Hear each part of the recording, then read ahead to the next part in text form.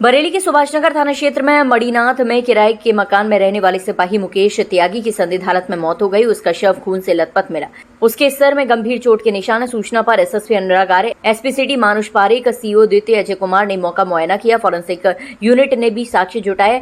Police ने शव का पोस्टमार्टम कराया। रिपोर्ट आने पर ही मौत की वजह स्पष्ट हो सकेगी। सिपाही की पत्नी और बेटी लापता है। उनका फोन भी बंद आ रहा है। पुलिस उनके बारे में भी पता लगा रही है। एसएसपी अनुराग आर्य ने बताया कि संभल जिले के थाना चंदौसी के मारवाड़ीगंज सैंथल गेट निवासी मुकेश त्यागी 2011 बैच के सिपाही थे। कोतवाली से निलंबन के बाद उनकी तैनाती पुलिस लाइन में थी।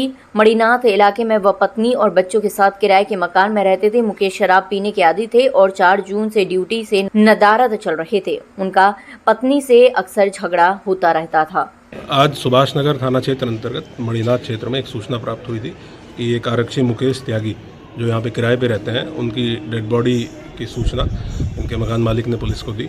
मौके पे थाना प्रभारी, सीओ, एसपी सिटी, मेरे द्वारा मौका मुआयना किया गया है। फील्ड यूनिट के द्वारा एविडेंस कलेक्शन किया गया है और भी एविडेंस कलेक्शन अभी किया जा रहा है। अभी तक की जानकारी से पता चला है कि 2011 बैच के आरक्षी थे और जनपद संभल के रहने वाले थे।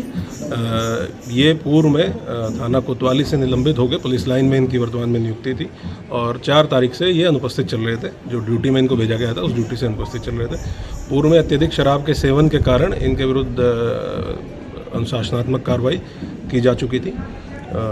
पति और पत्नी के बीच में पूर्व में विवाद होने के बारे में कुछ लोगों के द्वारा पुलिस को संज्ञानित किया गया है। इनकी पत्नी और बिटिया इनके साथ रहती थी। आज वो घर पे नहीं है, मौजूद नहीं है। उनका मोबाइल नंबर से उनसे संपर्क करने का प्रयास किया गया, लेकिन मोबाइल नंबर उनके दोनों के द्वारा ही दोनों को फ़ोन मिलाया गया, रिसीव नहीं किया गया है। एक सिंगल हेड इंजरी इनको है। कुछ ब्लड के स्टेन्स पुलिस को मिले हैं जिनको फील्ड यूनिट के द्वारा जिनका साक्ष्य संकलन किया गया। तो सभी पहलुओं की जांच करते हुए किन परिस्थितियों में यह घटना हुई है और इनके परिजनों को भी संपर्क किया जा रहा है, सूचित किया जा रहा है।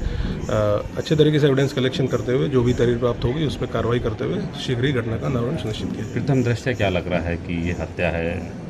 जो आसपास के लोगों ने बताया कि पूर्व में इनके पति और पत्नी के बीच में झगड़े होते रहे और क्योंकि अत्यधिक शराब के सेवन के आदी थे और उस वजह से अपनी पत्नी के साथ मारपीट करने की भी बात लोगों ने बताई है।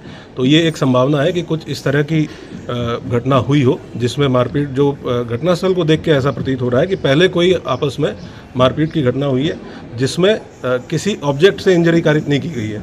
वो सिर्फ दीवार में लगने से या एक एज है जहाँ पे ब्लड के स्टेन्स मिले हैं। टाइल का एक एज है जिस पे ब्लड के स्टेन्स मिले हैं और जो घाव का साइज़ है वही साइज़ उस टाइल पे जो ब्लड स्टेन मिले उसका भी है। तो ऐसा लग रहा है कि धक्का मुक्की में हो सकता है कि उस टाइल के एज पे जाके इनका सिर लगा हो और उस वजह से वो इंजरी आई हो। क्योंकि सर में जो इंजरी है वो टिपिकल ऐसी इंजरी है कि किसी ठोस वस्तु से लगने के बाद, टकराने के बाद जो इंजरी होती है। ऐसा नहीं प्रतीत हो रहा है कि किसी चीज़ से हिट किया गया हो या किसी चीज़ से मारा गया हो। तो ये एविडेंस कलेक्शन है अभी जो प्राथमिक घटनास्थल को देख के जो लग रहा है वो मेरे द्वारा आपको बताया गया है। बाकी हम लोग बहुत गहनता से इसकी विवेचना करेंगे और जो भी तथ्य सामने आएंगे वो प्रकाश में आएंगे, वो आपके सामने रखेंगे।